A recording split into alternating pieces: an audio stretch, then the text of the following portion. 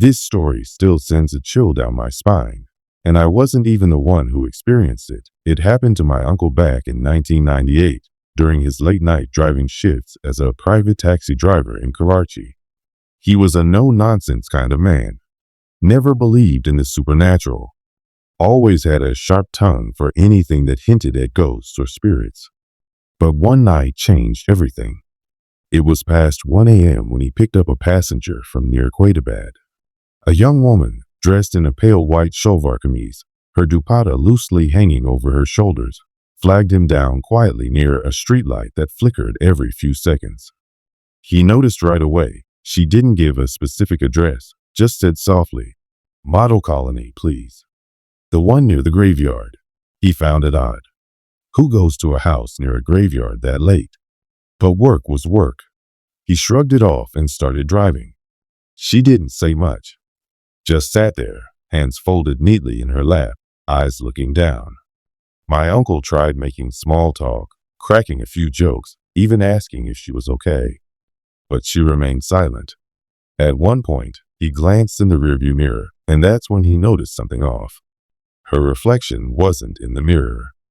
At first, he thought it was a trick of the light, or maybe his tired eyes playing games.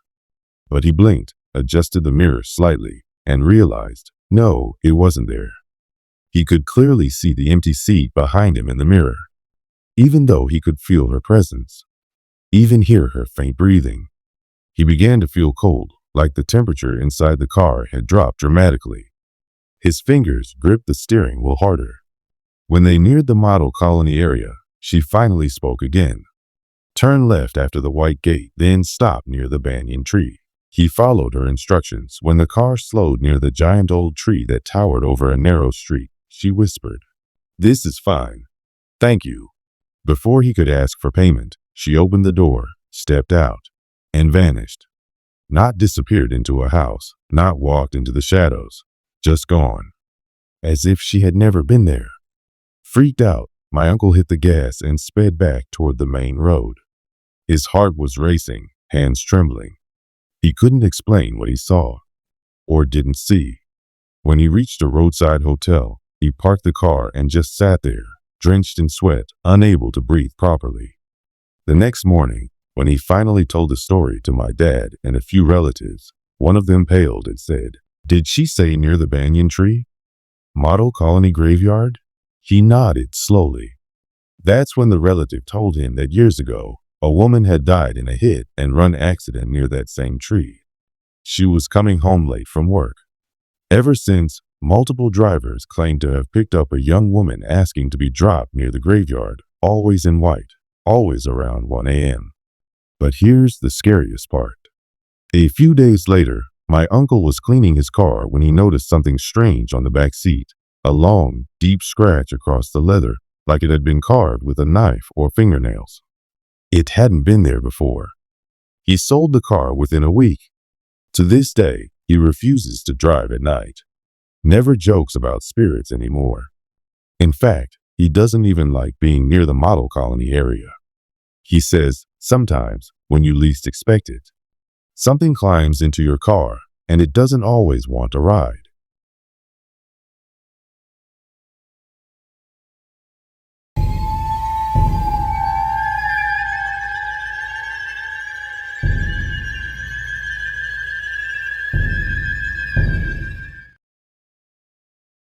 This story was shared by a friend of mine named Zoya, who experienced it in 2015 when she moved to Islamabad for university. She was excited, new city, new life, living alone for the first time. She found a small one-bedroom flat in G9 sector, tucked between rows of older buildings. The rent was surprisingly low, and the landlord was quick to hand over the keys. Maybe a little too quick. The first few days were uneventful. Zoya spent her time setting up the place, getting used to her routine. But by the end of the first week, strange things began happening, small at first, just enough to make her pause. She started waking up at exactly 3:13 a.m. every night. No matter when she slept, early, late, her eyes would snap open at that exact time. It wasn't just waking up either. It was waking up with a deep sense of dread, like someone was standing just outside her room, watching. One night, when it happened again, she gathered her courage and decided to check. She opened her bedroom door slowly and peeked into the small living room. Nothing.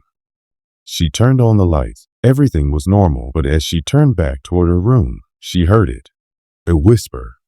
It was coming from the kitchen. She froze. The voice was so soft, like someone breathing words into her ear, but from across the room. She couldn't make out the words, but it was there, constant, whispering.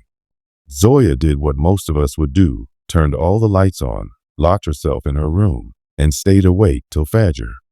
She tried to explain it away. Maybe she was just stressed. Maybe the pipes made noise. But deep down, she knew something was wrong. The next few nights, things escalated. Objects started moving on their own. A glass would shift across the table. Her books would fall off shelves even when the windows were shut. Once, she found all her drawers open, contents strewn across the floor, as if someone had been searching for something. But the worst part came one night when she finally broke her pattern and went to bed late, around 2:45 a.m. She figured if she was awake at 3:13, maybe it wouldn't happen. She was wrong. Exactly at 3:13 a.m., the lights in her bedroom flickered, then went out completely. She sat upright in the dark, her breath caught in her throat. And then came the whispering. Louder this time. Closer. And then she heard footsteps. Not from the corridor. From inside the apartment. Soft, slow steps walking from the kitchen to the living room. Then toward her bedroom door. Zoya grabbed her phone and flicked on the flashlight, aiming it at the door just as the doorknob began to rattle, like someone on the other side was trying to get in. She screamed. The sound stopped. When she threw open the door, there was no one there. But across the hallway wall, written in dark smudges, not ink, not paint, were the words, "You're not alone. Never were." She moved out the next morning. But before leaving, she confronted the landlord. His reaction? Not surprised. He confessed, after some pushing, that the previous tenant had been a man in his 40s, quiet, rarely left the apartment. One day, neighbors reported a terrible smell. When the landlord broke the door open, he found the man's body in the kitchen. He had taken his own life. And the time of death, according to the coroner, 3:13 a.m. Zoya left the city for good after that semester. She still gets chills talking about it, especially when she recalls one final detail. In her last night there, she found an old photo wedged under the bed. It showed the previous tenant standing in the living room, expression blank. Behind him, in the reflection of the mirror on the wall, was a shadowy figure, tall, thin, leaning close to his ear as if whispering.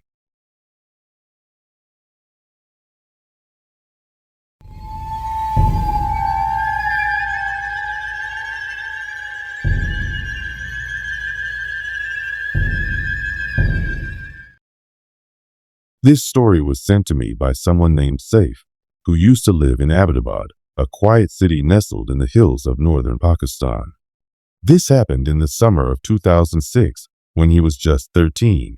Their house was built on a slope, with the back of the house facing a dense line of trees, thick pine forest stretching far up the hillside.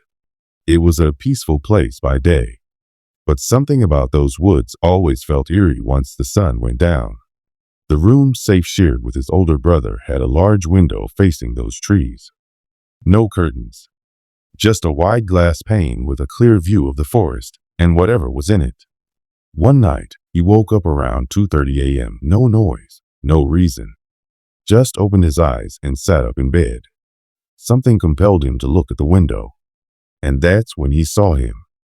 A boy, no older than 10, standing just outside the glass, his small hands pressed against the window, face pale and emotionless. His eyes, completely black, not shadowed, not dark, black. Saif froze. He couldn't scream, couldn't move, just stared. The boy didn't blink, didn't move. Then suddenly, he smiled. Not a child's smile. It was wide, wrong, almost mocking. Then he mouthed something, slowly. Saif didn't understand it at first, but it looked like, "Let me in." That broke his paralysis.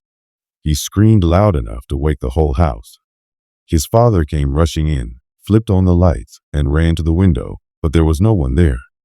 Nothing but condensation from the cool mountain air. Except there were two handprints. Small, child-sized, still fresh on the glass, from outside. His father tried to calm him, told him it was a dream. Maybe a trick of the light. But the prints didn't lie. The next night, Saif refused to sleep in that room. He curled up in the living room with a blanket, trying to stay awake. Around 3 a.m., as the rest of the house slept, he swore he heard tapping. Not on the door. Not from inside. From the glass window again. The third night, his brother volunteered to sleep in the room alone, half to prove there was nothing to fear, half to mock him. Saif stayed up with his parents in the other room. But just past 3 a.m., they all heard it. A single, long, high-pitched scream. His brother. They ran in and found him huddled in the corner, eyes wide in terror, muttering over and over, "Don't let him in. Don't let him in." He didn't sleep alone for weeks after that. Eventually, their father had the entire window boarded up, hammered wooden planks over it from the inside and the outside. They never saw the boy again. But that house never felt the same. Years later, after they moved out, Saif and his father met the new owners while visiting town. They were friendly, curious about the history of the place. Saif asked, cautiously, if they'd experienced anything unusual. The new owner nodded slowly, then said, "Only one thing. Sometimes at night, we hear knocking from the back wall, like someone tapping wood." Saif asked, "Did you ever check outside?" The man said something Saif would never forget. "We tried, but there's nothing there. Just forest. And one time, we found tiny handprints on the boards, as if someone's trying to get in."